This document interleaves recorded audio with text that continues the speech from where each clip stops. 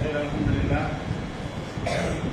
நிகழ்ச்சியுடைய சிறப்புரையாக நிறைவு பெறுவதாக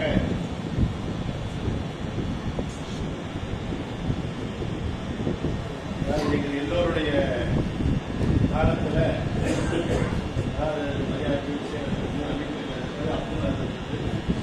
எல்லோரும் ஒன்றாக ஓதினோம். எல்லோரும் அம்சமாக சொல்வார்களோ அது மாதிரி நமக்கு கிடைத்த நசீது அதற்குடைய அம்சவுக்காக பாடத்தோடனாக இருக்கிற வாய்ப்பு கிடைத்தது. ஏறத்தாழ சுமார் 95 பட்டமானவங்க இங்கே வந்தாங்க. அது கூட வந்திருந்தாலும் கூட ஏறத்தாழ சுமார் ஒரு 26 ஆண்டுகளுக்கு பிறகு மீண்டும் நம்ம ஊருக்கு ஒரு மஜ்லிஸ்ல வந்துருக்கீங்க. அல்ஹம்துலில்லாஹ், மரியாதைக்குரிய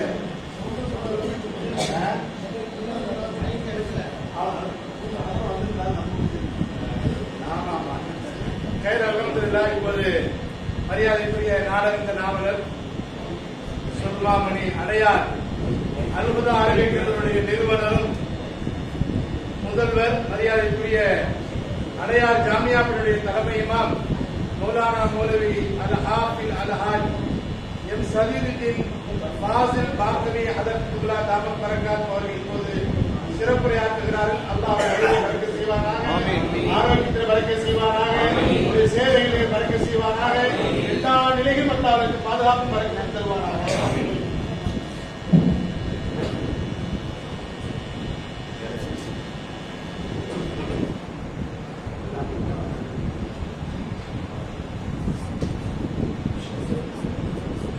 نحمد الله العظيم نصلي ونسلم على الرسول الكريم أما بعد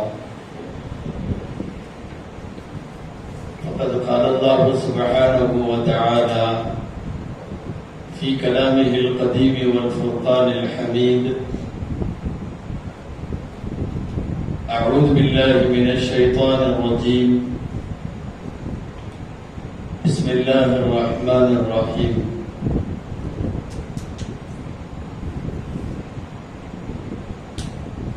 ما فرطنا في الكتاب من شيء صدق الله العظيم. وقال رسول الله صلى الله عليه وسلم تبرك بالقرآن فإنه كلام الله وخرج منه. صدق رسول الله صلى الله عليه وسلم. அளவற்ற அருளாளனும் நிகரற்ற அன்புடையவனுமாகிய எல்லாம் வல்ல அல்லாஹ்வின் பெயரால் துவங்குகிறேன். அருமை நாயகம் முஹம்மது ரசூலுல்லாஹ் ஸல்லல்லாஹு அலைஹி வஸல்லம் அவர்களின் மீதும் நற்பாக்கியங்கள் நிறைந்த அவர்களுடைய உம்மத்தின் மீது, குறிப்பாக இந்த உயர்ந்த மஜ்லிஸில் வீற்றிருக்கிற நம் அனைவர் மீதும் எல்லாம் அல்ல அல்லாஹ்வின் நல்லருள் என்றென்றும் நிறைவாக உண்டாவதாக. ஆமீன். கண்ணியத்திற்குரிய விழாவினுடைய தலைவர் ஹஜ்ரத் பெருந்தகை அவர்கள், மிகுந்த மரியாதைக்குரிய இந்த ஜாமியாவினுடைய உஸ்தாதுமார்கள், வருகை தந்திருக்கக்கூடிய பல்வேறு ஊர்களை சார்ந்த உமராக்கள் என்கிற சமுதாய பொறுப்பாளிகள், இந்த மதரசாவினுடைய நிர்வாக அங்கத்தினர்கள், எனக்கு முன்னாலே உரையாற்றிய சமுதாய பிரமுகர்கள், கல்வியின் சிறப்பை பேசிய சலீமுல்லா கான் அவர்கள், நிகழ்ச்சியை நெறிப்படுத்தி ஒருங்கிணைத்துக் கொண்டிருக்கக்கூடிய என்னுடைய அன்பு நண்பர் முஜீபுர் ரஹ்மான் பாக்கவி ஹஜரத் அவர்கள், எனக்கு முன்னாலே உரையாற்றி அமர்ந்திருக்கிற மலேசிய உஸ்தாத் என்று அழைக்கப்படுகிற அமீர் தங்கள் பாக்கவி ஹஜரத் அவர்கள், வருகை தந்திருக்கிற பெரியோர்கள், தாய்மார்கள், சகோதரர்கள், பல்வேறு மதரசாக்களினுடைய அசாத்திதாக்கள், தொலவாக்கள், உங்கள் அனைவருக்கும் என் ஆரம்பமான அஸ்ஸலாமு அலைக்கும் வரஹ்மத்துல்லாஹி வபரகாத்துஹு.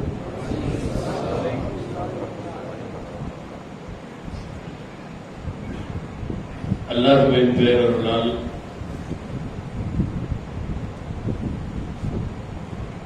ஒரு சிறுவன் திருக்குர்ஆனை ஓதி முடித்து மனனமிட்டு அதை மக்களுக்கு முன்னாலே ஒப்புவிக்கக்கூடிய ஒரு நல்ல நிகழ்ச்சியின் நிறைவு கட்டத்திலே நாம் இருக்கிறோம். இதற்கு முன்னாலே பேசியவர்கள் எல்லாம் அந்த சிறுவனை, அவரை உருவாக்கிய ஆசிரியர்களை, அவரை பெற்றெடுத்த பெற்றோரை, அவர்களை உருவாக்கிய மதரசாவை எல்லாவற்றையும் பாராட்டி பேசினார்கள். ஒரு சபையினருக்கு முன்னாலே முழு குர்ஆனையும் ஓதுவது என்பது ரொம்ப அபாரமான செய்தி. அமிர்தங்கள் அது சொன்னாங்க, ரம்ஜான்ல 30 நாளும் கேட்கிறோம். அப்ப அந்த பக்கம் திருப்பிக்கிறோம், பிரச்சனை இல்லை. மேற்கு டிபிளாவை பார்த்து நிக்கிறதுனால நீங்க பின்னாடி எந்த அஜத்து வந்து நிக்கிறா, யாரு வந்து கேட்க போறா, ஒண்ணும் இல்லை. நம்ம பாட்டுல அப்படி திரும்பி அடிச்சுட்டலாம். இங்க வந்து முன்னாடி ஓதணும், மூஞ்சிய பார்த்து ஓதணும். ஒரு சபையில தானா நடுக்க வரும். நீங்களாம் நினைக்கலாம் சும்மா என்னன்னு, அது என்ன மனப்பாடம் பண்ணி கொடுத்தாங்க, அவர் வந்து அப்படியே போயிட்டாரு. பேசுறதுக்கு சொல்லி கொடுத்தாங்க, அவர் வந்து பேசிட்டாருங்க. சில பேர்த்த இங்க கூப்பிட்டாதான் தெரியும். சும்மா ஒரு 2 நிமிஷம் பேசுங்களேன்னு மைக்கு கையில கொடுத்தா முதல்ல மைக்கு ஆடும், அப்புறம் கையை ஆடும், அவரே ஆடுவார், சமயத்துல மேடையே ஆடும். மாணவர்கள்லாம் நிறைய இருக்கிறதுனால நான் தொடக்கத்தை அந்த நகைச்சுவையோடு தொடங்குகிறேன். ஊட்டியில ஒரு விழா நிகழ்ச்சி. ஊட்டியில உங்களுக்கு தெரிய குளிர், கடுமையான குளிர். முன்ன பின்ன மேடை ஏறான ஒருத்தர் நல்லா படிச்சிருக்காரு, கோட்டு சுட்டெல்லாம் போட்டு அவருக்கு வரவேற்புரை போட்டாங்க. அவரு வரவேற்புரைன்னா அதிகபட்சமா 5 நிமிஷம் தான். அவர்களே எல்லாம் வருக அப்படின்னு சொல்லிட்டு உட்கார போறதுதான். அதுக்கு அவர் காலையில 10 மணில இருந்தே ட்ரைனிங் எடுத்தார்.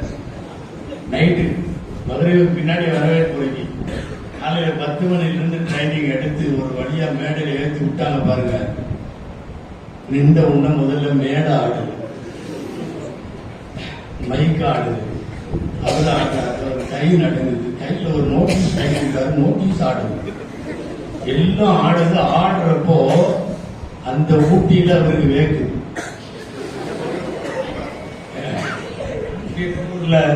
வேக்குமா, ஊட்டி புழுல வேக்குது.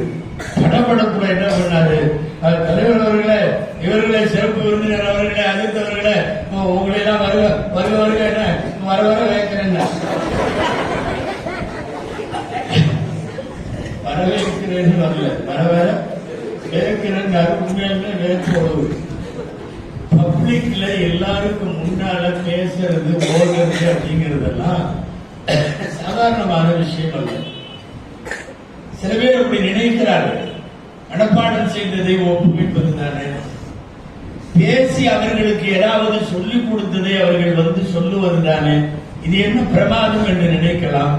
நாம் வந்து நின்றால், அந்த இடத்துல நின்றால் தான் அது புரியும். ஆப்சா தராவியில ஓதிட்டு இருப்பாரு. அப்பவே பாத்தீங்கன்னா ரொம்ப நல்லதான் போயிட்டு இருக்கும் வண்டி. தப்பு வர ஆரம்பிக்கிறப்பவே பிபி ஏறி டென்ஷன் ஆகி ஒரு மாதிரி ஆகி என்ன நடந்துருமோ ஏது ஆயிருமோ அந்த பயத்திலேயே நிறைய பேர் தப்புடுறது உண்டு. சுமார் 150 இடங்களை மார்க்க அறிஞர்கள் சொல்லுகிறார்கள். குர்ஆன்ல ரொம்ப வலிக்கி விடுற இடமா அதெல்லாம். ஜஸ்ட் ஸ்லிப் ஆனீங்கன்னா உடைஞ்சிரும், உழுந்துட வேண்டியதுதான். இந்த வலிக்கிட்டு போற மாதிரி இடம் நிறைய இருக்கு. அவைகளை எல்லாம் கவனத்திலே கொண்டு ஓத வேண்டும் ஒரு ஹாபிஸ் என்பவர். நிறைய அப்படி வலிக்கிட்டு ஓது, சும்மா ஓதிக்கிட்டே இருப்பார். நம்மால் யாசின் ஓதிக்கிட்டே இருப்பார். அப்படின்னு யாசின்ல ஓதிட்டு இருக்கிறப்ப இன்னமல் இல்மு இன்தல்லாஹி வ இன்னமா அன நதீரும் முபீன் தபாரக்கல் போய் சொல்லி யாசின்ல உள்ள வயக்கூறுன மத்தாஹாதல் வஅதி குன்தும் சாதிகின் பின்னாடி மா எந்தூருன்னு ஆரம்பிக்கணும். வண்டி குலின்னமல் இல்மு இன்தல்லாஹு போகுது. இந்த வயக்கூறுன மத்தாஹாதல் வஅதி ஒரு 10-15 இடத்துல வருது. வடுக்கிற இடம் நிறைய இருக்கு. கொஞ்சம் ஸ்லிப் பண்ணாலும் முடிஞ்சது. பெரிய பிரச்சனையாகும். மனப்பாடம் என்பது சாதாரணமான விஷயம் அல்ல. சொன்னார்கள், மாணவர் முயற்சித்தார், ஆசிரியர்கள் ஊக்கப்படுத்தினார்கள், பெற்றோர்கள் எல்லாத்துக்கும் மேல ஒண்ணு இருக்கு. என்ன தெரியுமா? பையன் முயற்சியை விட, ஆசிரியர் ஊக்குவித்ததை விட, பெற்றோர்கள் அனுப்பி வைத்ததை விட, எல்லாவற்றையும் விட ஒண்ணு, ஹாபிஸ் என்பவர் அல்லாஹ் தேர்வு செய்கிறார். நீங்கள் கவனத்தில் வைக்க வேண்டும். தேர்வு செய்வது அல்லாஹ். குர்ஆனில் அப்படி ஒரு வாக்கியம் வருகிறது, அவுரஸ்னல் கிதாபல்லதி நஸ்தஃபைனா மின் இபாதினா. நம்முடைய அடியார்களில் நம்முடைய கிதாபுக்கு வாரிசுகளாய், அதை ஏந்தி செல்பவர்களாய் நாம் சில பேரை தேர்ந்தெடுத்தோம். எல்லாரும் மனப்பாடம் பண்ண முடியாது. எல்லாருக்கும் அந்த வாய்ப்பை அல்லாஹ் வழங்கவில்லை. முதல் தேர்வு அல்லாஹ் தேர்வு செய்கிறான், மனித சக்தியை கொடுக்கிறான். இடைநிற்றல் இல்லாமல் அந்த கற்றலை தொடர வைத்து அந்த மனப்பாடத்தை கொடுப்பவன் ரப்புல் ஆலமீன். இல்லைன்னா நம்ம முயற்சியில் எல்லாம் மனப்பாடம் பண்ண முடியாது. நம்மள்ட்ட என்ன வர வர வர காலத்துல நிறைய கருவிகள் வந்து வந்து மனப்பாட சக்தியே போயிடுச்சு. கேட்டு பாருங்க, யார்கிட்டயாவது மனைவியோட மொபைல் நம்பர் கேளுங்க, பார்த்தான் சொல்லுவாரு. சில பேருக்கு அவங்க நம்பரே தெரியாது. நம்பர் சொல்லுங்க, இதுல பார்த்துங்க. நம்பர் சொல்ல தெரியல. சகோதர சகோதரிகளுடைய நம்பர் மனப்பாடமா இல்லை. அவ்வளவெல்லாம் ஏன்? காய்கறி வாங்கிட்டு வாங்கன்னு பையன் கொடுத்துட்டா கடையில நின்று போன் வருது. என்ன சொன்ன என்ன சொன்ன கொஞ்சம் சொல்லு. வழக்கமா உள்ள கத்திரிக்காய், தக்காளி, கொத்தமல்லி, அது மட்டும் இருந்தா வண்டி கரெக்டா ஓடிடும், வாங்கிட்டு வந்துருவார். 2 ஜாமான் எக்ஸ்ட்ரா இருந்துச்சுன்னா ஓடாது. அங்க நின்று போன் பண்ணுவார். இந்த என்னமோ வாங்க சொல்லி எல்லாரும் இஞ்சி, சரி சரி வை அப்படின்ட்டு வாங்கி. மனப்பாட சக்தியே குறைந்து போய்விட்டது இந்த காலத்தில். அதுலயும் குர்ஆனுடைய ஆயத்துகளை மனப்பாடம் செய்வது, வழுக்க வழுக்க புடிச்சு நிக்கிறதுங்கிறது பெரிய விஷயம். வேடிக்கையா எங்க ஊர்ல அஜித்குமாருக்கு சொன்ன செய்தி தான். என்னமோ அன்னைக்கு பேசுமா வரல போல தெரியும், முத்தோலை தூக்கி தொழு வைக்க விட்டாங்க மகரிப்ல. அவரு ஏதாவது ஓதி இருக்கலாம். அவர் அந்த நாள் பார்த்து அவர் புளியாய்வுகள் காட்டணும்னு கையில எடுத்திருக்காரு. ஓத ஆரம்பிச்சா 10 நிமிஷமா புளியாய்வுகள் காக்கணும்னே முடிய மாட்டேங்குது. ஆகுது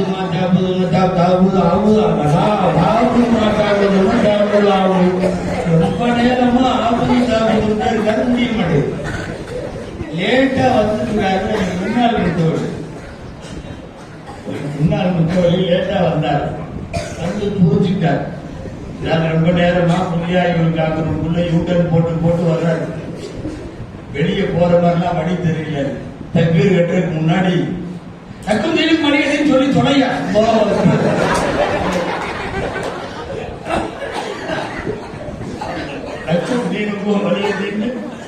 தொலையான்னு தக்பீர் கட்டிக்காரா.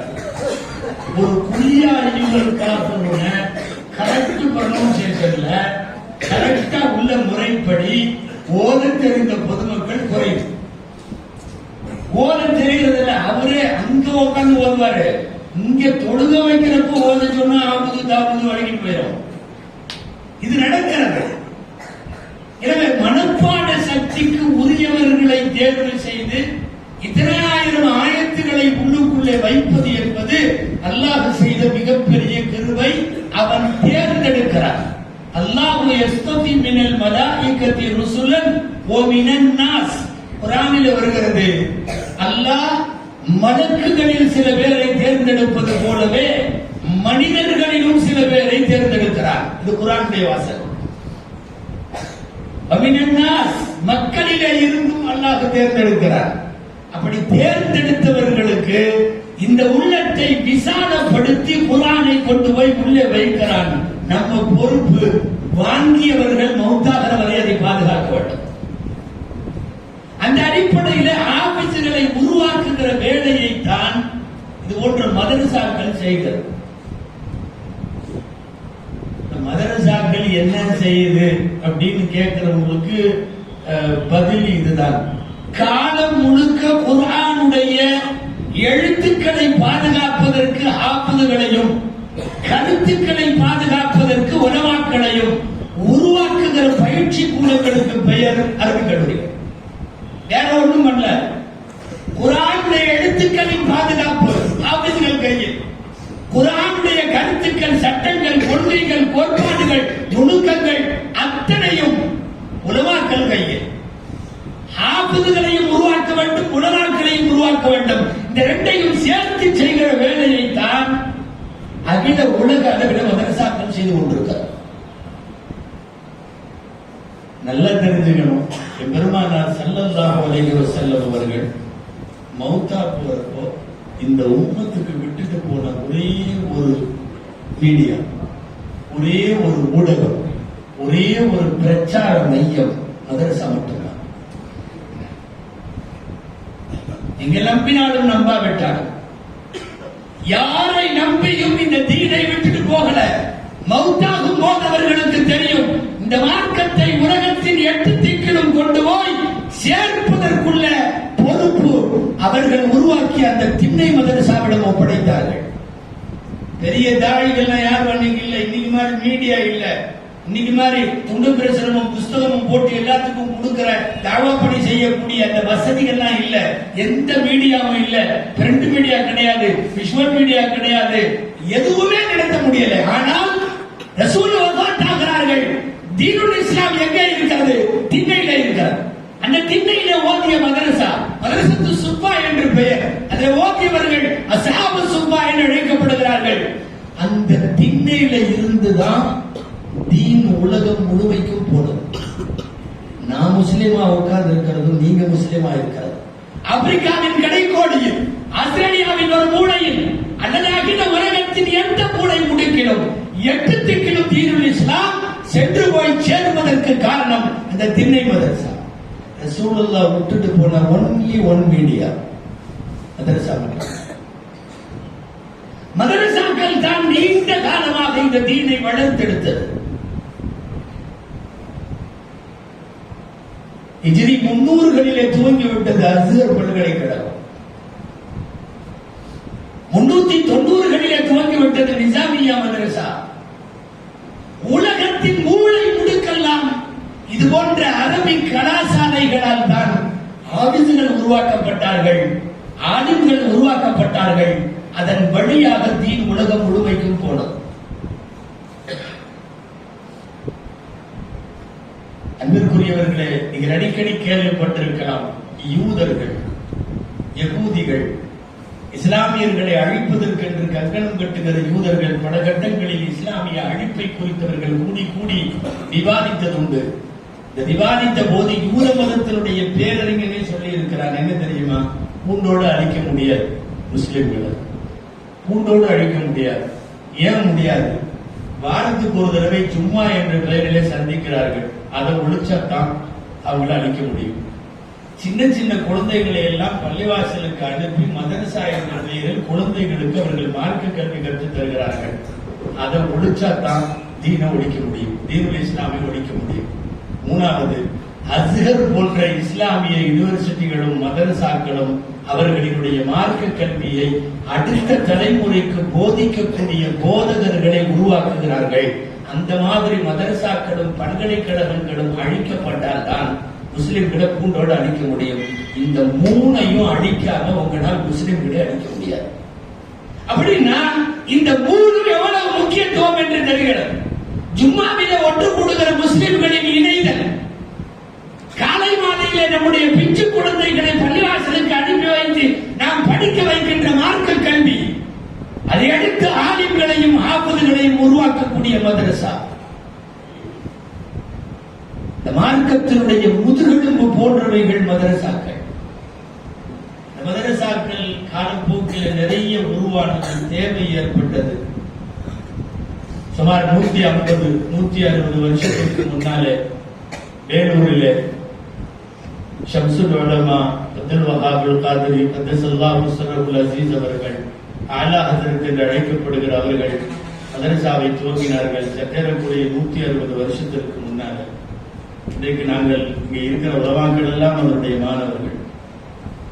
ஒரு 150 வருஷத்திற்கு முன்னாலே லால்பேட்டையிலே துவங்கினார்கள் மதரசாவை. மிகப்பெரிய அளவில் உலமாக்கள் அர்ப்பணிக்கப்பட்டார்கள். அதே 150 வருஷத்திற்கு முன்னால் வடநாட்டிலே தாருல் தேவபந்து தொடங்கப்பட்டது. படிப்படியாக பல்வேறு மதரசாக்கள் உருவானது. கிழக்கரையிலே அருசியா என்ற அரபிக் கல்லூரி 170 வருஷமானதாக எழுதுகிறார்கள். ஒரு 700 வருஷமாக இந்த மண்ணில் மீண்டும் மீண்டும் ஹாஃபிஸ்களையும் உலமாக்களையும் உருவாக்கினார். எல்லா ஊர்களிலும் தோன்றினார்கள். நான் வந்து அமர்ந்தவுடன் நண்பரிடத்திலே ஒரு பேச்சுக்காக கேட்டேன், பெரிய குலத்தினுடைய ஆளுங்கள் எத்தனை பேர், ஹாஃபிஸ்கள் எத்தனை பேர்? சற்றேறக்குறைய 100 ஆளுங்களுக்கு மேல் சொல்லுகிறார்கள். இந்த ஊரை சொந்த ஊராக கொண்டவர்கள், இதுவரை உருவானவர்கள், இனிமேல் உருவாக போகிறவர்கள். அதுவும் இங்கேயே ஒரு அரபிக் கல்லூரி என்று வந்ததற்கு பிறகு நான் நினைக்கிறேன் இந்த மாவட்டத்தின் ஆளுங்கள் அதிகமாகுவார்கள், இந்த மாவட்டத்தினுடைய ஆபீஸ்கள் அதிகமாகுவார்கள். இந்த மதரசாக்கள் எல்லாம் ஒரு குறிப்பிட்ட நோக்கத்திலே தன்னுடைய பயணத்தை துவக்கியது. சாதாரணமானதல்ல மதரசா. இலங்கையில் ஒரு மதரசா இருக்கு, நீங்க நம்புவீங்களான்னு தெரியல. ஆத்துக்கு நடுவு கட்டடம், அப்படியும் தண்ணி ஓடுது, இப்படியும் தண்ணி ஓடுது. மதரசத்துல் ஜாரி ஃபீ மஸ்ஜிதில் புகாரி அலன் நஹரில் ஜாரி அப்படி எழுதியிருக்காங்க போர்டுல. பேர் மதரசத்துல் ஜாரி, ஓடும் மதரசா, நடைபெறும் மதரசா. எங்க? மஸ்ஜிதில் புகாரி, புகாரி பள்ளிவாசல்ல. மதரசா எங்க இருக்குது? அலன் நகரில் ஜாரி, ஓடும் ஆற்றின் நடுவில் உள்ள மதரசா. பேரும் அப்படிதான் இருக்கு, மதரசாவும் அப்படிதான் இருக்கு. மதரசத்துல் ஜாரி ஃபீ மஸ்ஜிதில் புகாரி அலன் நகரில் ஜாரி. என்ன தெரியுமா? எந்த காலத்திலையும் சுற்றி ஓடும் தண்ணி மதரசாக்குள்ள வந்ததில்லை. அதிசயம் என்ன தெரியுமா? சுமத்ரா தீவு முழுவதையும் ஒட்டு மொத்தமாக புரட்டி போட்ட சுனாமி வந்த போது 2 சைடும் போயிடுச்சு, மஸ்ஜிதுக்குள்ள போகல, மதரசாவுக்குள்ள போகல. இன்னைக்கும் மதரசா நடக்குது. இது போன்ற பிள்ளைகள் எல்லாம் இந்த மதரசாவிலே ஓதிக்கொண்டிருக்கிறார். இதுல நான் சொல்ல வந்தது என்ன தெரியுமா? இந்த மதரசாவை இலங்கையில போய் உருவாக்கியவர் வேலூர் பாக்கியத்தில் ஓதியவர், ஓதிவிட்டு போனவர். ஒரு பாக்கவி அங்கே போய் மதரசாவை துவக்கினார் என்று சொல்லி இப்போது இருக்கிற பாக்கியாத்தினுடைய துணை முதல்வர் அதிர்ந்தவர்கள் அதனுடைய ஆதாரத்தோடு பேசினார். யோசிச்சா பிரம்மாண்டமாக இருக்கிறது. மதரசாக்கள் என்பது எல்லா நாடுகளிலும் ஏதோ ஒரு சும்மா டைம் பாஸுக்காக நடத்தப்படுவதல்ல, மிகப்பெரிய லட்சியத்தோடு கொள்கையோடு உருவாக்கப்படுகிற இடம் தான் மதரசாக்கள். நான் நல்லாவே சொல்லிடுறேன், ஆங்கிலேயன் இந்தியாவிலே வந்து அவன் இந்தியாவை அடிமைப்படுத்துவதற்கு அவன் குறிவைத்த முதல் இடம் மதரசா. மதரசாக்கள் டெல்லியில கொளுத்தப்பட்ட மதரசாக்கள் மட்டும் 17 மதரசா ஆங்கிலேயன் கொளுத்தியது. ரொம்ப ஃபேமஸான பதாவா ரஹீமியா உட்பட ரஹீமியா மதரசா கொளுத்தப்பட்டது. அங்க இருக்கிற லைப்ரரியின் எல்லா கிதாபுகளும் அழிக்கப்பட்டது, பத்வாக்கள் அழிக்கப்பட்டது. ஆங்கிலேயன் எரித்தது போதும் மிச்சம் இருக்கிற கிதாபு தான் இன்னைக்கு பதாவா ரஹீமியா. நீங்க எடுத்து பாருங்க, முழுசா இருக்காது, பாதிதான் இருக்கும். பாதி ஆங்கிலேயன் எரித்த போதவைகள் எல்லாம் சாம்பிளாக போனதை. நான் எதற்கு சொல்லுகிறேன்? ஆங்கிலேயனுக்கு தெரிகிறது இந்த சமுதாயத்தை அழிக்க வேண்டுமானால் மதரசாக்களை அழிக்கும். ஆங்கிலேயனுக்கு மட்டுமல்ல, இப்போது இருக்கிற சில எதிரிகளுக்கும் கூட தெரிகிறது மதரசாக்களை குறிவைக்க வேண்டும். கடந்த மாதத்தினுடைய துவக்கத்தில் அசாம் மாநிலத்தினுடைய சிஎம், நான் ஜும்மாவிலே கூட பேசினேன், மதரசாக்கள் இல்லை என்றால் என்னோட தலைப்பில் பேசும்போது சொன்னேன். அசாம் மாநிலத்தினுடைய சீஃப் மினிஸ்டர் சொல்றான், எங்கள் ஸ்டேட்ல மதரசாங்கிற வார்த்தையே இருக்கக்கூடாது, மதரசாங்கிற வார்த்தையே இருக்கக்கூடாது. அவர்களுக்கெல்லாம் தெரிகிறது எங்க கை வச்சா இந்த சமுதாயத்தை தட்ட முடியும், எங்க கை வச்சா இந்த சமுதாயத்தின் அடுத்த தலைமுறை செத்து போகும். எதிரிக்கு சரியாக தெரிகிறது மதரசாக்களை அழிக்க வேண்டும். டீக்கடை பெஞ்சில உட்கார்ந்து இருக்கிறவன் பேசிட்டு போயிட்டா வேற, யாரோ ரோட்டில போறவன் பஸ்ல போறவன் பேசிட்டு போயிட்டா அது வேற. ஒரு ஸ்டேட்டினுடைய சீஃப் மினிஸ்டர் பேசுறேன்னா மதரசாக்கள் குறிவைக்கப்படுவது என்பது நீண்ட நெடுங்காலம். இப்போது இருக்கிற உத்தரப்பிரதேசத்தினுடைய அரசு மதரசாக்களுக்குள்ள பூந்து ரொம்ப நல்ல பிள்ளை மாதிரி வேற மாதிரி சொல்றாங்க. நல்லபடியா நடத்துங்க, நாங்க கொடுக்கறது நடத்துங்க, நீங்க கொடுக்கறத நடத்தக்கூடாது. அவன் எதையாவது கொண்டு வந்து தருவான், மனுநீதியை கொண்டு வந்து தருவான், சமஸ்கிருதத்தை கொண்டு வந்து தருவான், ஏதாவது ஆதிக்க சக்திகளை, வர்ண வேதத்தை, பிறப்பான் உயர்வு தாழ்வை இதையெல்லாம் சொல்லிக் கொடுக்கிற இது வரும். மதரசாக்கள் மிகப்பெரிய பணிகளை இந்த உலகம் முழுக்க செய்து வருகிறார்கள்.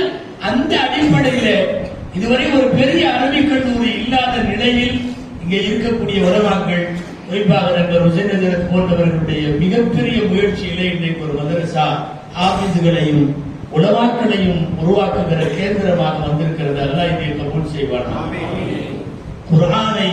குர்ஆனுக்கான காதிமுகள் நாம எல்லாமே. இந்த விழா என்ன விழாங்கிறீங்க? இன்னைக்கு நடந்த விழாவுக்கு ஒவ்வொரு பேர் போடுவாங்கல்ல. பட்டமளிப்பு விழா, ஆண்டு நிறைவு விழா, அல்லது ஆண்டு துவக்க விழா, அல்லது மஸ்ஜித் திறப்பு விழா, ஏதாவது போடணும் இல்ல. இன்னைக்குள்ள நோட்டீஸ் இல்ல, என்ன சார்னு சொல்லுங்க. இன்னைக்கு என்ன விழா? ஒண்ணும் இல்லை, இது குர்ஆனுடைய விழா, குர்ஆனுக்கான விழா. எங்கெல்லாம் குர்ஆன் மரியாதை, நம்ம அத்தனை பேருமே குர்ஆனின் ஊழியர்கள், ஓதி கொடுக்கிற உஸ்தாதுகள், ஓதுகிற மாணவர்கள், செலவழிக்கிற நிலவந்தர்கள், நிர்வகிக்கிற நிர்வாகிகள், எல்லா விஷயங்களையும் செய்யக்கூடிய சமுதாய புரவலர்கள் எல்லாமே குர்ஆனுடைய ஊழியர்கள். ஒரு வகையில் சொல்ல போனா இது பொறாமையான விழா. ஏங்க ஹதீஸ்ல வருது இல்லையா, 2 பேருக்கு மேல மட்டும் பொறாமை பெறலாம். யாரு? கல்வியை கற்று அதை மற்ற மக்களுக்கு போதிப்பவன் ஒண்ணு, 2வது அல்லாஹ் செல்வத்தை கொடுத்து அந்த செல்வத்தை இதுக்காக அதை இறைவனுடைய பாதையில செலவழிப்பவன் 2. இங்க இருக்கிறவங்க பூராமே அல்லாஹ் இருக்கிறாங்க. ஒண்ணு ஓதுறவங்க உட்கார்ந்து இருக்காங்க, இன்னொன்னு ஓதி கொடுக்குறவங்க உட்கார்ந்து இருக்காங்க, இன்னொன்னு இந்த 2க்கு உதவி செய்யறவங்க உட்கார்ந்து இருக்காங்க. அப்படின்னா இந்த விழா ஹதீஸின்படி பொறாமை குறித்தான விழா, அந்த அடிப்படையில் பொறாமை குறித்தான விழா. திருக்குர்ஆனுக்கான பெரிய பணிகளை இதுக்கு முன்னாலே வரவேற்புரையாற்றிய அகமது சொன்னார்கள். திருக்குர்ஆனுக்கு மாத்திரம் சில சிறப்பு இருக்கு, உலகத்தில் வேற யாருக்கும் கிடையாது. ஒரு சந்தேகம் வருதல் நமக்கு, தௌராத் அல்லாஹ்வோட வேதம் தான் அழிஞ்சு போச்சு, அட்ரஸ் இல்லாம போயிடுச்சு. இன்ஜீல் அல்லாஹ்வுடைய வேதம் தான், அல்லாஹ் தான் கொடுத்தாங்க. இன்ஜீலே இன்னைக்கு இல்ல. இன்ஜீல் மாதிரி ஒண்ணு வச்சிருக்காங்க. இன்ஜிலேயே புடிச்சு ஒரு 10,000 20,000 தடவை திருச்சி விட்டா எடுத்துக்காகும். இன்ஜில் போற பஞ்சில அப்படி ஆகி அதுக்கப்புறம் கடைசியா அதுக்கு பேர் வச்சிருக்காங்க, புதிய ஏற்பாடுன்னு பேர். பேர்லயே தெரியுது ஏற்பாடு செஞ்சிருக்காங்க. இறங்கினதுக்கு பேர் ஏற்பாடுன்னு வைக்க முடியாதுங்க. சரி, யாரை திட்டல சொல்றேன். பைபிள், அதாவது இன்ஜில் உருத்தெரியாமல் போய்விட்டது. ஜபூர் என்ற ஒரு வேதம் முழுக்க முழுக்க அது கவிதை. அது வந்து டெக்ஸ்ட் உரைநடையெல்லாம் இல்லை, அது கவிதை. தாவூத் அலைஹிஸ்ஸலாமுக்கு வழங்கப்பட்ட கவிதைகள். தாவூத் அலைஹிஸ்ஸலாம் அதை அவ்வளவு ரம்மியமான குரலில் படிப்பார்கள். இல்ல, துனியால எங்கே இல்லை. தௌராத்து அழிந்து போகிறது, உருத்தெரியாமல் மாறி போகிறது. இன்ஜில் இடம் தெரியாமல் போய்விட்டது, ஜபூர் காணாமல் போய்விட்டது. குர்ஆன் மாத்திரம் நிலைத்திருக்கிறது. குர்ஆனும் அல்லாஹ்வுடையதுதான், அந்த 3ம் அல்லாஹ்வுடையதுதான். என்ன வித்தியாசம் என்று ஒரு கேள்வி நமக்கு வருமானால் சொன்னதுக்கு பிறகு வந்திருக்கும். ஏன் அப்படின்னு ஒரே காரணம் தான். என்ன தெரியுமா? நீங்க பேனர்ல எழுதிருக்கிறீங்களா அந்த ஒரு வாசகம், இன்னா நஹ்னு நஸல்னா ذிக்ர வ இன்னா லஹு லஹாஃபிதூன், இதை நான் இறக்கி வைத்தேன், நானே பாதுகாப்பேன்னு சொல்றான்ல. இந்த வாக்குறுதி அந்த 3 வேதத்திலே இல்ல. இந்த வாக்குறுதி தௌராத்துல இல்ல, இன்ஜீல்ல இல்ல, ஜபூர்ல இல்ல. எனவே அதை அட்டைக்கு அட்டை மனப்பாடம் செய்த ஆபீஸ்கள் உலகத்திலே இல்லை. டோட்டல் தௌராத்தை மனப்பாடம் செஞ்ச ஆபீஸ்கள் 4 பேர் தான். 4 பேர் தான். டோட்டல் இன்ஜீல மனப்பாடம் செஞ்சவங்க இல்ல. ஜபூர் முழுக்க மனப்பாடம் செய்த ஆபீஸ்கள் இல்ல. ஆனால் குர்ஆனை மட்டும் பாதுகாக்கிறேன் என்று சொன்னான், பாதுகாத்தான். எப்படி பாதுகாத்தான்? இந்த ஆபீஸ்கள் வழியாகத்தான் பாதுகாத்தான். உலகம் பூரா உள்ள ஆபீஸ்கள். ஒரு பயான்ல உலமாக்கள் சொல்லியிருப்பாங்க, உலகத்தில் உள்ள குரான் எல்லாம் காலையில 9 மணிக்கு கொடுத்தனா 10 மணிக்கு அடுத்த குரான் ரெடி ஆயிடும். காரணம் என்ன தெரியுமா? இந்த பக்கம் ஆட்சிகள் உட்காந்து போயிட்டே இருப்பாங்க, இந்த பக்கம் ஆலிம்கள் உட்காந்து எழுதிட்டே இருப்பாங்க. உன்னால குரான் அழிக்க முடியாது, கியாமத்து வரை அழிக்க முடியாது. அத்தனை ஆபீஸும் மூத்தாயி அத்தனை ஆலிமும் மூத்தா போனதான் குரான் அழிக்க முடியும். இப்ப புரிகிறதா? மதரசாக்கள் என்ன வேலையை செய்கிறது? அல்லாஹ் இவர்களின் வழியாகத்தான் பாதுகாக்கிறார். மன்னர்கள் ஒருத்தர் இருந்தார், ஹாரூன் ரஷீத் பாதுஷாவுடைய மகன் மாமூன் ரஷீத்னு அவருக்கு பேர். நல்ல மன்னர், நல்ல மனிதர், பெரிய கல்வியாளர். திடீர்னு எங்க ஒரு கூட்டத்தில் ஒருத்தர் முன்னாடி உட்கார்ந்து எழுதிட்டு இருக்கிறாங்க, அரசருக்கு முன்னாடி. அவ்வளவு அழகா அரபி எழுதுறாங்க. ஒரு ஆள் பயந்து பிரிண்ட் அடிச்ச மாதிரி இருக்கு அரபி. இந்த கட்டையில தொட்டு அப்படியே எழுதுவாங்க. இன்னைக்கு இருக்கிற கலியோகிராபி எல்லாம் இருக்குல்ல, என்ன டாப்பா எழுதுறாரு அவரு. அரசருக்கு அந்த எழுத்து பொதுவாகவே அரபு எழுத்துக்களை ரொம்ப ரசிப்பாங்க. நீ எந்திரிப்பா அப்படின்னு சொல்லி எந்திரிக்க விட்டு, நீ யாரு, என்ன, எப்படி இவ்வளவு அழகா எழுதுற விசாரிச்சா அவன் ஒரு யகூதி, யூதன். யூதன் இந்த அளவுக்கு எழுதுறானா நீங்க இறங்கக்கூடாது. இன்னைக்கு உலமாக்கள் நிறைய பேர் பயன்படுத்துற அரபி டிக்ஷனரியே யூதன் எழுதுனது. யூதன் எழுதுன டிக்ஷனரி இருக்கு மொழி. இதுல நாம அந்த மொழியின் புலமையில தோற்று போகிறோம். யூதன் எங்கோ போயிருக்கிறார். அவ்வளவு அழகா எழுதின உடனே அரசிருக்கிறவங்க பிடிச்சு போய் சொன்னாரப்பா, நான் உனக்கு என்னுடைய பிஏவா உன்னை அப்பாயின்மெண்ட் பண்ணேன். உனக்கு மிகப்பெரிய சம்பளம், அரசாங்க வீடு, அரண்மனையில வாசி எல்லாம் உனக்கு எல்லாம் கொடுத்தாச்சு. நீ என்னுடைய டைரக்ட் பிஏ, பர்சனல் செக்ரட்டரி போட்டாச்சு அப்படின்னா. அவன் சொன்னா, வானா அதெல்லாம் வேண்டாம், நம்மளே விட்டுருங்க, நான் என் மாதிரியே எடுத்துட்டு போறேன். நான் என்ன மாதிரி அழகா எழுதுவேன், கொண்டு போய் கொடுப்பேன், காசு கொடுப்பாங்க, நான் வாங்கி சாப்பிட்டுக்குவேன். நான் உங்க அரண்மனையில உங்களுக்கு பிஏ. ஏன்பா ஏன்? எல்லாத்துக்கும் ஆச்சரியம். ஏன்னா அரசர் நேரடியா அப்பாயின் பண்றாரு. யாராவது விடுவாங்களா இந்த மாதிரி அரசு வேலைய? மீறி போன 100 கணக்கில் சம்பாதிச்சிட்டு இருக்கிற ஆளுக்கு இந்த வேலை 1000 அல்ல, லட்சம் அல்ல, கோடி கணக்கில் கொற்ற வேலை இது. அரசருக்கு கூடவே நிழலா இருக்கிறது. எல்லாத்துக்கும் ஆச்சரியம். என்ன வேணாங்கிறா, என்ன வேணாம்? அந்த தெளிவா சொன்னார். நீ அப்படிதான் எழுத்தாளர்னு கூப்பிட்டு போவீங்க, அப்புறம் கொஞ்ச நேரம் உட்காருவீங்க, அப்புறம் மெதுவா இஸ்லாத்தை பத்தி சொல்லுவீங்க, நீங்க முஸ்லீம் ஆகுவீங்க. ஆனா அதெல்லாம் எனக்கு எடுத்துக்கு, நான் என்னுடைய தீனியை எடுத்துட்டு போறேன், யூதராகவே எடுத்துட்டு போறேன். போய் தொலைன்னு விட்டாச்சு. கொஞ்ச நாள் கழிச்சு மாமூன் ரஷீத் அவர்கள் ஹஜ்ஜுக்கு வருகிறார். வந்தா ஹஜ்ஜில முன்னாடி சுத்திட்டு இருக்கிறது அதே ஆளு. பார்த்துட்டாங்க, சரிங்களா, நீ யகூதி தானே, நீ எப்படி உள்ள வந்த? உன்னை யாரு மக்காவுக்குள்ள விட்டா? உன்னை யாரு காபாவுக்குள்ள விட்டா? நீ எப்படி ஜவாப் செய்யற? தனியா கூட்டிட்டு வந்து அரசர் விசாரணைக்கு போட்டா சொல்றாரு, நான் முஸ்லீம் ஆயிட்டேன். நான் முஸ்லீம் ஆனதுக்கு ஒரே ஒரு காரணம், உங்களுக்கே தெரியும், நான் ரொம்ப அழகா எழுதுவேன், என்னுடைய எழுத்து அழகா இருக்கும். அச்சு பிசகாம தௌராத்தை அப்படியே எழுதினேன், தௌராத்தை இறங்கின மாதிரியே எழுதினேன். நான் என்னுடைய மதத்தை சார்ந்த அறிஞர்கள்ட்ட கொண்டு போய் கையில கொடுத்தேன். வாங்கி பார்த்தாங்க, ரொம்ப பாராட்டினாங்க, படிச்சு பார்த்தாங்க. அவர்களுடைய வேதாகமத்தில் அவங்க வச்சுக்கிட்டாங்க.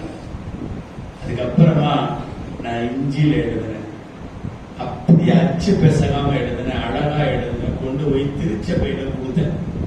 திருச்சபையில கொண்டு போய் கொடுத்தேன். வாங்கி பார்த்தாங்க, படிச்சு பார்த்தாங்க. அந்த யூத பாதிரிகள் எல்லாம், பாதர்கள் எல்லாம் எல்லாம் உட்கார்ந்து ரொம்ப ஆச்சரியப்பட்டாங்க. கடைசியில திருச்சபையிலே அதை வைத்திருக்கிறார்கள், நான் எழுதி கொடுத்தது. அப்பதான் ரகசியத்தை சொல்றாரு. அந்த ரெண்டுலையுமே நான் வேணுமென்ட்டு கொஞ்சத்தை விட்டுட்டு எழுதினேன். எதை? தௌராத்திலையும் கொஞ்சம் விட்டேன், கொஞ்சம் எக்ஸ்ட்ரா சேர்த்தேன். இஞ்சிலையும் கொஞ்சம் விட்டேன், எக்ஸ்ட்ரா சேர்த்தேன், எல்லாம் பண்ணேன். குரான்லையும் அதே வேலையை பண்ணி கொண்டு வந்து ரியாத்துல கொடுத்தேன். இன்னைக்கு இருக்கிற ரியாத், அன்னைக்கு நஜிதுன்னு பேர். நான் நஜிதுல கொண்டு வந்து கொடுத்தேன். கொண்டு வந்து கொடுத்து இஸ்லாமிய மார்க்க அறிஞர்கள் காலையில ஒப்படைச்சு சாயந்தரம் என்னை தூக்கிட்டு வர்ற ஆள் அனுப்பிட்டாங்க. தூக்கிட்டு வர்ற என்ன, அங்க 4 ஆபீஸா உட்காந்துருப்பாங்க. தூக்கிட்டு வந்துட்டாங்க. தூக்கிட்டு வந்து, நீ எவ்வளவு பெரிய வேலையை செய்தது தூக்கி என் மூஞ்சில போட்டாங்க. இது குரான் கிடையாது, நீ நிறைய சேர்த்துட்ட. மனிதர்களின் பேச்சு உள்ளே புகுந்தால் அதுக்கு பேரு குரான் அல்ல. நீ இருக்கிறத எடுத்துட்ட, வேற எல்லாம் வச்சுட்ட, இந்தா புடினாங்க. இது மட்டுமே சத்திய வேதம், இது மட்டுமே சத்திய மார்க்கம். நான் அன்றைக்கு இஸ்லாத்திலே சேர்ந்தேன், நான் இப்போது ஹஜ்ஜுக்கு வந்திருக்கிறேன் அப்படின்னு மாமூன் ரஷீதிட்ட விளக்கம் சொன்ன செய்தியில இருந்து நமக்கு தெரிய வருது என்ன தெரியுமா? உலகம் முழுக்க அல்லாஹ் குர்ஆனை பாதுகாக்கிற வேலையை ஹாஃபிஸ்கள் மூலமாக செய்து கொண்டிருக்கிறார். யாரும் நீங்க இதை அப்புறப்படுத்தி விடவே முடியாது. என்ன நடந்தாலும் தெரிஞ்சு போயிடும். ஹாஃபிஸ்களுக்கு மட்டுமல்ல, சமயங்கள்ல ஆலிம்களுக்கும் தெரியும். அவர் ஆப்சாவா இல்லைன்னாலும் ஓதிட்டே வர்றப்ப லேசா நெருடல் வரும். இது அல்லாஹ்வோட வார்த்தை மாதிரி தெரியலையே, எவனும் சொன்ன மாதிரில இருக்கு. மனிதர்களின் வார்த்தைக்கும் ரப்புடைய வார்த்தைக்கும் வேறுபாடு உண்டு. உலமாக்கள்லாம் அடிக்கடி பயான்ல சொல்லுவாங்க, கேள்விப்பட்டிருப்பீங்கன்னு நினைக்கிறேன். ஒரு கிஸ்ஸா சொல்லுவாங்க தெரியுமா? ஒரு ஆள் பெயிண்டிங் பண்ற ஆள் இருந்தாரா, சொல்றப்ப எனக்கு சிரிப்பு. பெயிண்டிங் பண்ற ஆள்கிட்ட கொண்டு போய் எந்த கிதாபை கொடுத்தாலும் அழகா பெயிண்டிங் பண்ணி கொடுப்பாரா, உள்ள சொந்தமா கொஞ்சம் எழுதி விடுவாராம். அவருடைய வேலை. அப்புறம் தான் இப்படி பண்ணிட்டே இருந்திருக்காரு. ஊர்ல அவர் அஜத்து கொண்டு போய் குர்ஆன பைண்டிங் கொடுத்தாங்க. முன்னாடி எல்லாம் போயிருக்கு, எல்லாம் பிரிஞ்சிருக்கு, ஜில்து கட்டி கொடு, நல்லா பைண்டிங் பண்ணி கொடு. எப்பா வழக்கு போல உன் வேலையை காட்டிடாத, எது எக்ஸ்ட்ரா ஏதாவது கை வச்சு எழுதி விடு, இது குர்ஆன் அல்லாஹ்வுடைய வேதம், எக்ஸ்ட்ராவெல்லாம் எதையும் எழுதாத, உள்ள இருக்கிற எதையும் எடுத்துறாத, பேப்பரை எடுத்துறாத, ரொம்ப கேர்ஃபுல்லா எரி அப்படின்லாம் சொல்லி கொடுத்தா அவர் செஞ்சு முடிச்சுட்டு ஒரு 3 நாள் கழிச்சு போய் வாங்க போனா, எதுவும் பண்ணனையாப்பா? பண்ணலாம் இல்ல, நல்லபடியா பண்ணிட்டேன். எதுவுமே பண்ணாம நீ கொடுத்துட்டு ஆச்சரியமா இருக்குல்ல. சின்னதாவா? என்ன சின்னதா? இல்ல, இவ்வளவு பெரிய குர்ஆன், அல்லாஹ்வுடைய குர்ஆன், அல்லாஹ்வுடைய வேதம், இதுல நிறைய இடத்துல இந்த இங்கிலீஷ் பேர்லாம் வருது. என்ன பண்ண? எனக்கு கோபமா வந்துச்சா? என்ன அவ்வளவு பெரிய விஐபியா? அவனை பிடிச்ச குர்ஆன்ல இருக்கு. சரி, என்னதான் பண்ண? அவன் பேர்லாம் எடுத்துட்டு உங்க பேரை போட்ட.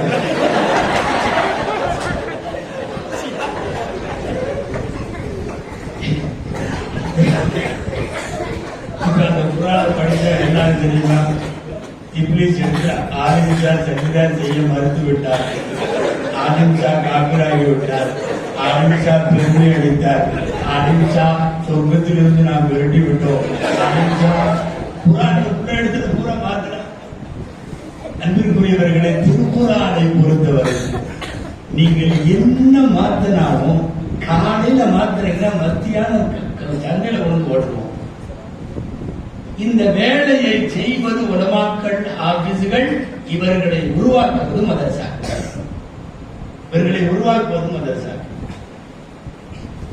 என்ன செய்கிறார்கள் மதரசாக்களில் என்று யார் கேட்டாலும் இது எல்லாமே தீர்வு.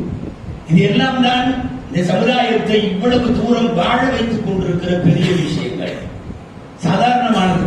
ஒன்று தெரிந்து கொள்ள வேண்டும்.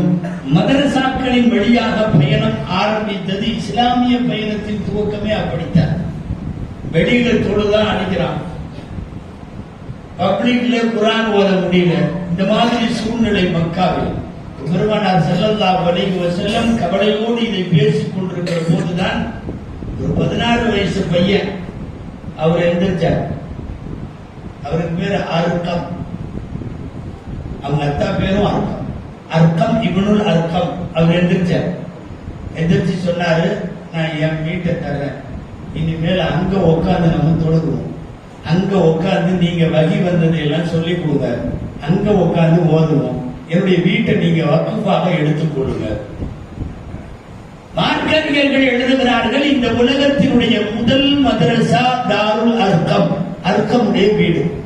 ஃபர்ஸ்ட் மதரசா தான் மக்காவில ஒரு சின்ன வீட்டில் உள்ளுக்குள்ள உட்கார்ந்து நாயகம் ஓதி கொடுக்க சஹாபாக்கள் ஓதிக்கொண்ட அந்த மதரசா தாருல் அர்கம்.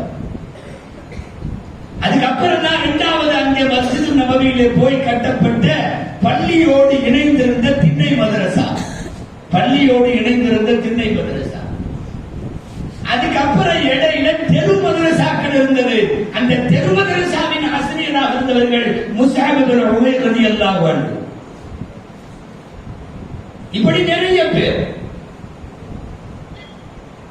அல்லாஹ் ஜல்ல ஷானஹு தஆலா மதரசாக்களின் வழியாக இவ்வளவு வேலைகளையும் காலத்தை செய்கிறார். இதற்கு முன்னாலே பேசியவர்களும் சொன்னார்கள்.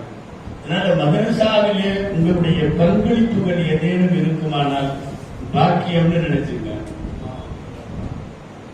தெரியுமா, ரொம்ப விவரமானவங்க மதரசாவுக்கு வக்ஃப் எழுதி வச்சுட்டு போவாங்க. அந்த காலத்துல வக்ஃப் மதரசாவுக்கு எழுதி வச்சுட்டு போயிடுவாங்க. இந்த இடம் நான் மதரசாவுக்கு கொடுக்குறேன், என்னுடைய இந்த காசு சொத்து பிரிக்கிறாங்க, என் பையன் பிள்ளைகள்லாம் இவ்வளோ, இந்த மதரசாவுக்கு இவ்வளோ ஒரு நேரத்துக்கு. ஏன் தெரியுமா, ரொம்ப விவரமானவங்க போய் படுத்ததுக்கு பின்னாடியும் இந்த பிக்ஸ்ட் டெபாசிட்ல போட்ட உடனே பிரீமியம் இது வந்துட்டுங்கிற மாதிரி வந்துட்டே இருக்கும். கபருக்கு மாசம் மாசம் அங்க மாசம் விவரமானவங்க வக்கம் செஞ்சுட்டு போவாங்க.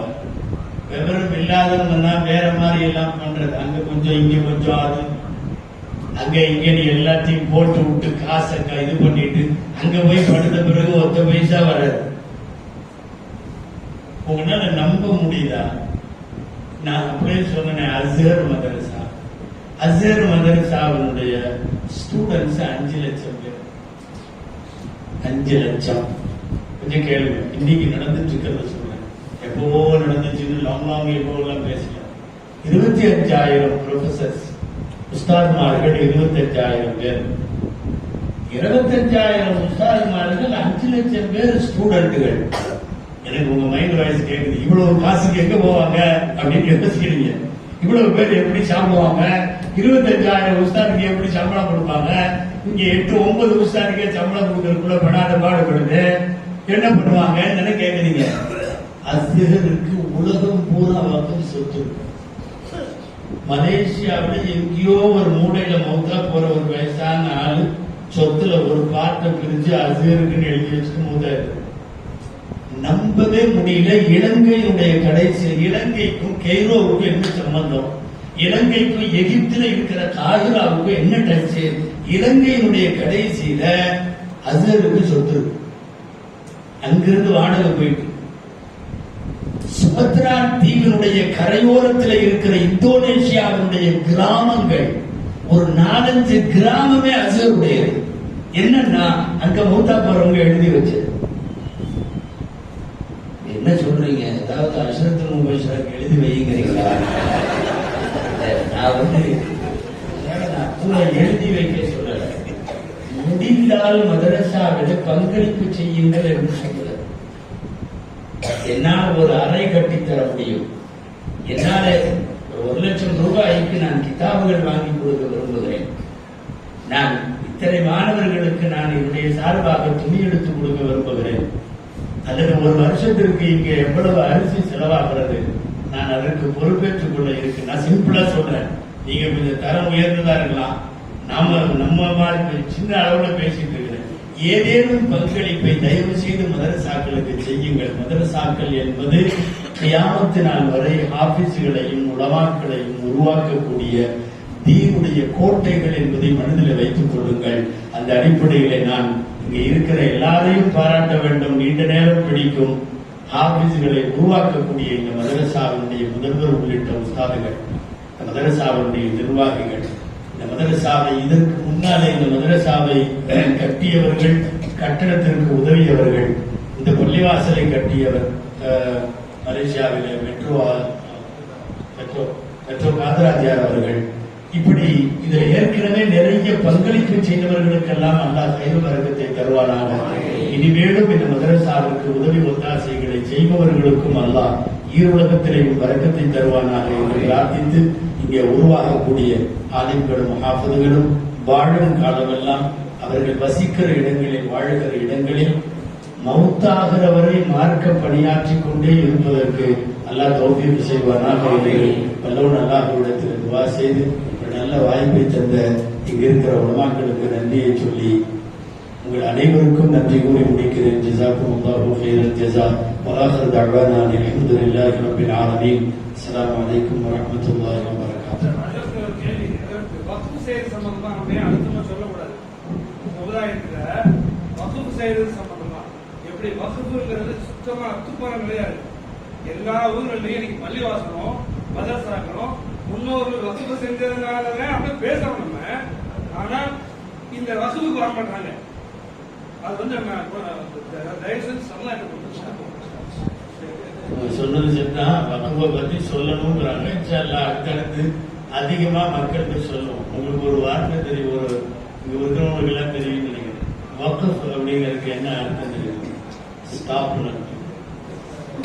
வக்கஃப், ஒரு பள்ளிவாசல வக்கஃப் செய்யறார், என்ன அர்த்தம்? உன்னோட ஓனர்ஷிப்ல ஸ்டாப் ஆயிடுச்சு, இது அல்லாட்ட போயிடுச்சு. நீ ஓனர் இல்ல, அது ஸ்டாப் ஆயிடுச்சு, அல்லாட்ட போயிடுச்சு. அதான் வக்கஃப். ஆனா வக்கஃப்ங்கிற வார்த்தைக்கு ஸ்டாப்னு அர்த்தம். இன்னைக்கு வக்கஃபே ஸ்டாப் ஆயிடுச்சு. பூரா எல்லா இடத்துலயும் வக்கஃப் ஸ்டாப் ஆயிடுச்சு. இன்ஷால்லா சமுதாயத்திற்கு தொடர்ந்து சொல்லுவோம். அதுக்கு காரணம் நாம் பப்ளிக்ல சொன்னால் நன்றாக இருக்குமான்னு தெரியல, இருந்தாலும் சொல்ல வேண்டும். ஒரு சில வக்ஃப் ப்ராப்பர்ட்டிகளாக இருந்தவைகள் முறைகேடாக நாட்டில் பல இடங்களில் பயன்படுத்தப்படுவதை பார்க்கிற மக்கள் வக்ஃப் செய்ய கொஞ்சம் பயப்படுகிறார்கள். நாம எழுதி வச்சுட்டு போனாலும் இப்படி ஆயுமோ? தமிழ்நாட்டில் சில குறிப்பிட்ட ஊர்களில் சினிமா தியேட்டர் வக்ஃப் நிலத்துல இருக்கு. இப்ப அந்த வக்ஃப் நிலத்தை எழுதி வச்சுட்டு போனவரோ அவர் சந்ததிகளோ பார்த்தால் என்ன நினைப்பார்கள்? எனக்கு தெரிஞ்சு ஒரு 2 இடத்துல ஊர்ல தியேட்டர் இருக்கு. கடகண்ணி இருக்கிறதே தப்பு. வக்ஃப் ப்ராப்பர்ட்டியில அவன் சொந்தமா ஆக்கிரமிப்பு செய்யறதே தப்பு. எனவே ஆக்கிரமிப்பு செய்யக்கூடிய இந்த பரிதாப நிலைகளை பார்த்து ஒருவேளை இந்த தொய்வு ஏற்படலாம். நாங்க அதுக்கு தான் குறிப்பிட்ட பள்ளிவாசலை சொல்லுகிறோம், குறிப்பிட்ட மதரசாக்களை சொல்லுகிறோம். அதற்கென்று போய் நீங்களே செய்துவிட வேண்டியிருக்கிறாரே. அப்படி தாராளமாக உங்கள் வக்ஃப்களை தரலாம் என்பது கருத்து. இன்ஷா அல்லாஹ் தொடர்ந்து சமுதாயத்திடத்திலே சொல்லுவோம். அல்லாஹ் ஏற்பானாக.